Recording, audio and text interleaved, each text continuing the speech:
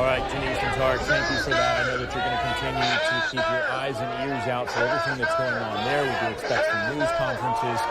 We expect the family of Ahmaud Arbery to be there.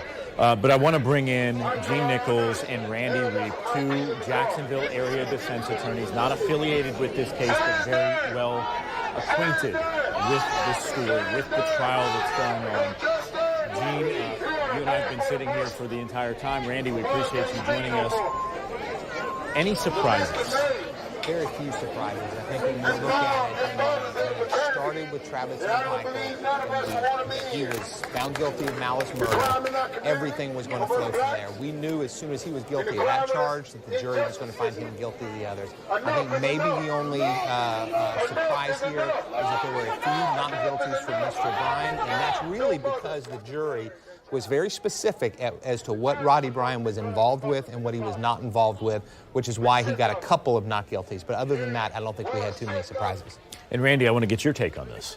I think there was a lot of concern that we were going to be surprised. I mean, I think as we saw the evidence play out, particularly the Georgia Bureau investigation arraignment kind of process that they put together, which I thought was very thorough, this should have fallen the way that it did. But I think with the way jury selection went and those concerns, I think those were legitimate worries that we would be surprised. How do you feel about the way that this trial went? Obviously, this is day 2 of deliberations. We have watched trials that have gone much longer with jury deliberations. We've also seen some where the jury's come back with a verdict in 30 minutes to an hour. How do we feel about the entire process here as the details came out, as this trial came to play, the prosecution and defense presented their cases? Well, I think in jury deliberation, the one thing that we can find really interesting that we saw earlier today was when the jury asked to look at the video again, but they didn't ask to look at the video one time. They asked to look at both videos 3 times, and they wanted it replayed 3 times. I think this jury was really doing everything they could to analyze for each defendant. And so I think the jury was taking their time to go through each one of these charges. I'm not surprised it took this long. We had several charges, and the jury recognizes incredibly serious charges. So clearly they took their time. And Randy, a lot of people were concerned about the makeup of the jury here, primarily white, primarily female.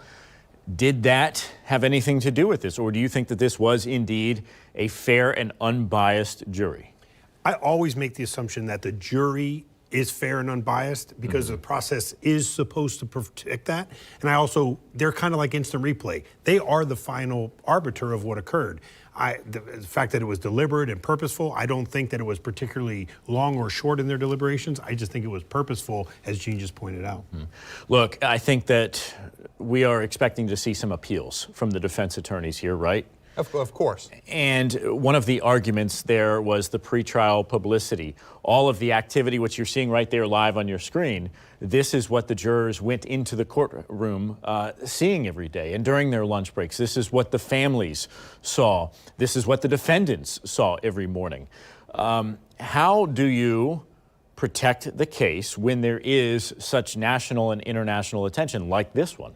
Well, so I think the one thing that we did not see in this trial, which I think Randy will agree was very surprising, is the defense lawyers did not preserve the record very well on these issues. There were not terribly that many motions to try and get this. There were no motions to get this moved somewhere else, being concerned about all of this. And then some of the motions that Mr. Goff brought at the end of the trial were had no purpose whatsoever. So from a defense standpoint, you're trying to protect to keep this from happening, but all of that being said, it appeared that what happened outside this courtroom, the judge did a fine job of keeping it from getting inside the courtroom and getting to the jury.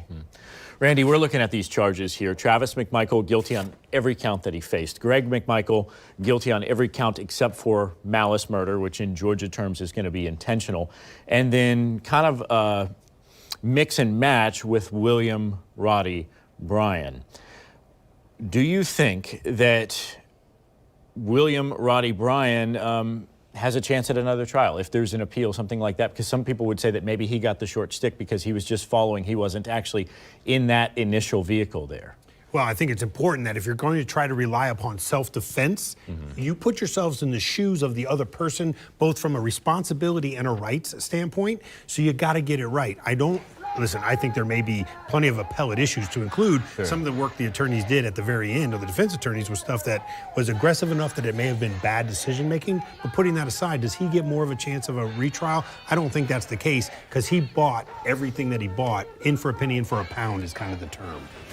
And this ultimately goes back to self-defense. And a lot of people pointed to the McMichaels as upholding the law, protecting their community, almost, you know, these secondary police officers to watch over people. What does this do for people that still want to bear arms, that still want to protect their communities? Well, so at least in the state of Georgia, what we know is the state took this law as soon as this incident happened and threw it out. They realized that the legislature realized they had gone way too far in allowing citizens to arm themselves and stop somebody who they believe that they can arrest for a charge. So fortunately, the state of Georgia recognized that they went too far with this law and have amended it to make sure that they don't have this sort of situation again. Back just real quick to the appellate issues.